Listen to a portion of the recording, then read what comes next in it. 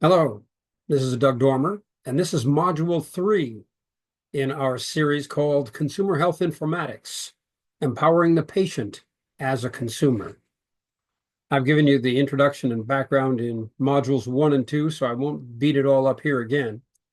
I will say in Module 2, we talked about the history of legislation and regulation as it relates really to health information technology broadly, but from the perspective of consumer health informatics.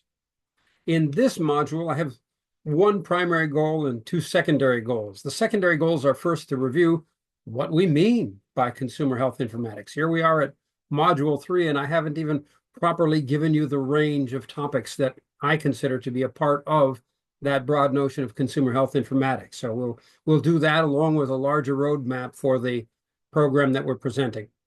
Second, I want to kind of summarize, drill a bit deeper, and bring out the high points of the last module, focus on regulation and what it really means where we are today for the development of consumer health informatics applications.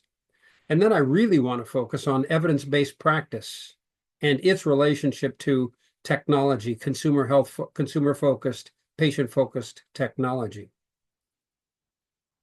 So with that, then, the module consists of 4 lessons. As I say, the dimensions of consumer health informatics, implications part 1, implications part 2, and then probably a little longer than I might like a discussion in terms of one lesson. I'm trying to keep them between 10 and 20 minutes. This one's going to go probably closer to 30 for the introduction to evidence-based practice. In the news. I want to linger here for just a moment. I always begin each module, each week, with a discussion of things that are in the news. And as I prepared for this lecture, I found myself thinking back to a book that I read some years ago about a guy who was sailing across the Atlantic from Europe to the United States, and a whale flipped his canoe, and he spent 70 days or so in a rubber raft before landing someplace in the Caribbean. And he starts off the book by saying,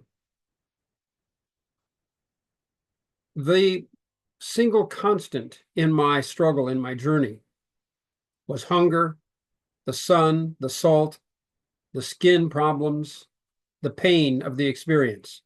And if I were to tell you about that and what it meant on the journey, there wouldn't be room for anything else. So I'm going to tell you once, he said, at the beginning of the story, and unless it's relevant, I'm not going to bring it up in order that I can talk about other things going on.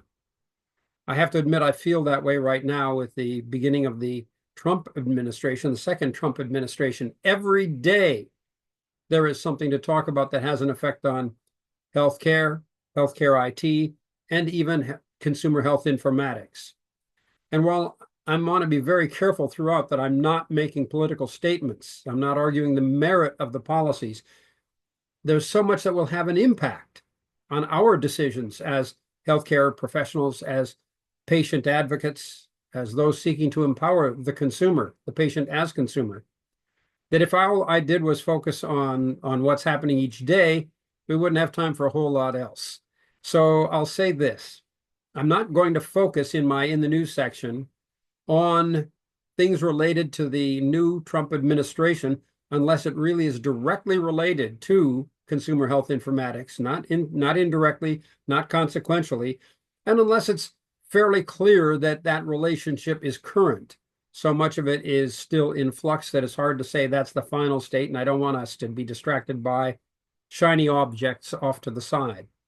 So with that in mind, instead of talking about what's going on in politics, in the political world, and the governmental world, I want to tell you that this last week, the significant thing that stood out to me was a behavioral health tech company raised $60 million in Series C to launch as a compliance product.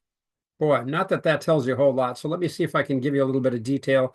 You've also got enough here that if you want to read it, and I encourage you to, you can do so by going to fiercehealthcare.com and just doing a quick search on this. You'll find it right away.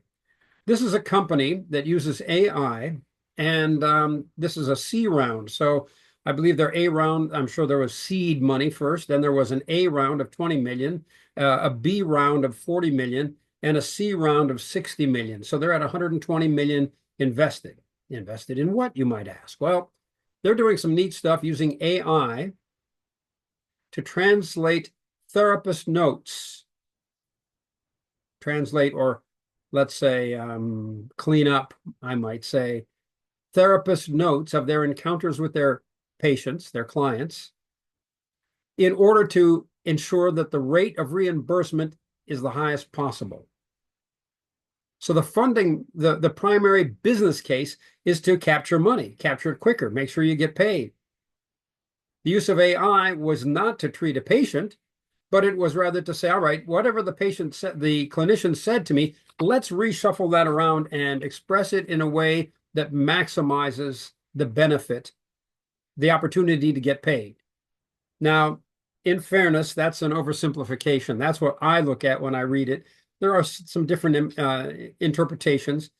And my point is, this is a great use applied to specifically behavioral health, using AI applied to huge volumes of data, working with Beth Israel, Deaconess, I believe, and Mass General to get huge data sets and to, from that unstructured data, extract this kind of information and feed it back in a generative way. That's some cool stuff. So that's what's going on. I think that there are plenty of other opportunities. And to me, it's exciting that it's done in behavioral health, which is by itself a more fluid kind of practice, perhaps, than some of the more biological to physical health kinds of clinic applications that we might see. Now, that's a risky thing to say. We could go into that a whole lot more, but I think you get the idea. A focus on clinical notes that shows this much success is really an exciting thing. I will say that one of my clients from the past, Centerstone, is one of the investors of this, so I'm really excited to see them participating. It's a wonderful list of who's invested in this, and I urge you to take a look at it. All right, let's go to 3.1, the dimensions of CHI. So here we are, Module 3, and I still haven't really sat down and said, this is what I think consumer health informatics is. We've talked about it in such an abstract, broad way. So it's time to zero in and at the same time set forth how we're going to approach it through the remaining modules of this series. In short, here's a good way to look at, I should say the dimensions before I look at the model. The dimensions, how do you sort of organize consumer health informatics applications even before you consider what types of applications? Well, the first is, whose is it? Is it provider directed? Maybe it's part of the clinical health system. Maybe it's a part of the EHR. So a patient portal that's a part of an Epic or NextGen or any of the other EHR systems is a provider directed, perhaps provider owned CHI system. Or is it a patient directed system, not part of the clinical system, although we can see cases where it may be interoperate with or be integrated to an electronic health record system. But it's really controlled by and directed by the patient. And as you'll probably see me do more often than I'd like to admit, for example, here's my Oura ring, which gives me good information, not only about sleep, but about my other fitness activities, running, cycling, whatever, and provides generally pretty interesting information that is not, at least today in my use, connected to my electronic health record in any way. But that's one dimension. Who owns it? Whose is it? And that raises questions about whose information, who owns the data within that. And we've talked about that in our last module as well. In only one state in the nation is it considered that the patient actually owns, has an ownership right to his or her information. The rest of the states, the holder of the information owns the information. You may get a copy of the information and you may own the copy, but you are not the owner of the raw information. An interesting characteristic of how we've evolved. So that's one dimension. Another dimension, or other considerations, really two dimensions, is it regulated by the Food and Drug Administration? And we talked about that last week. It's only been since about 2018 that we've had Food and Drug Administration regulation of software as a medical device. So big distinction, does it fall within the purview of the FDA or not? And we will see that in each of the modules as we look at the specific kinds of technologies. And the big one. Who pays for it? Are you as a patient having to reach into your pocket and pay for it? Is the insurance company paying for it? Do the payers see a business case for the technology that saves them money? And then really the third case, along with the individual or the patient and the insurer, is the provider. Does the provider say, look, under a world of value-based care, I can't make this a directly billable item, but it helps me improve my operating performance, and therefore I have a business case by paying for this technology and encouraging the consumer to use it. So those are some of the considerations we might look at or dimensions of consumer health informatics. But that still doesn't take us to what are we talking about, does it? So let's see what we've got here. This is my handy dandy chart. I'll be using this in each module from here on out to show where we are. It's kind of a continuum from least sophisticated technology. And by the way, this isn't purely a continuum, because, for example, up on the top left here, the things we've been doing so far, discussing the history of incentives, discussing barriers, today discussing evidence-based practice, and that's called all foundational stuff. So it's not really on the continuum itself, but it's the background necessary to understand. And then I think this is a handy way of looking at it. Next, we'll talk about information sharing, really the consumer-controlled forms of consumer health informatics, peer support, research, policy advocacy. If anything, COVID-19 showed some amazing development of consumer-led research. And we'll talk quite a bit about that in Module 4, our next module. After that, we'll come to virtual encounters, synchronous CHI, what we call telehealth, when you get to see your doctor and talk to your doctor or your nurse practitioner or whomever the clinician is, synchronously at the same time. From there, we'll go to remote patient monitoring, which is a fascinating area all by itself and evolving rapidly. From there, we'll come to digital therapeutics or asynchronous consumer health informatics. That means you interact with the technology separate from your virtual encounters. There is not a clinician directly involved in that time, but it is a part of your therapeutic regimen. And so that's where the notion of software as a medical device will come in. After that, we'll spend some time, one, maybe two modules focusing on emerging technologies, everything from diversity, equity, and inclusion. And I'm kind of glad we have a little time. I'd like to see how the present very conflicting, challenging discussion of DEI, how that rolls out with respect to healthcare.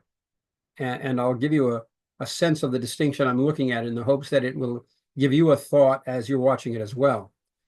The way we see DEI talked about in the news every day today is mostly about hiring, selecting people, and are they the best qualified?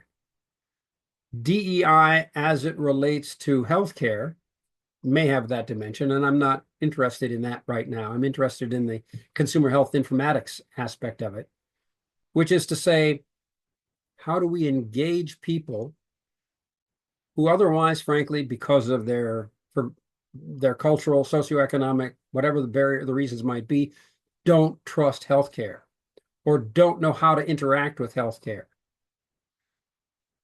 All of those issues of diversity, equity, and inclusion are what healthcare is concerned with, and that's a very different kind of application for DEI than the employment related that we've heard in the news.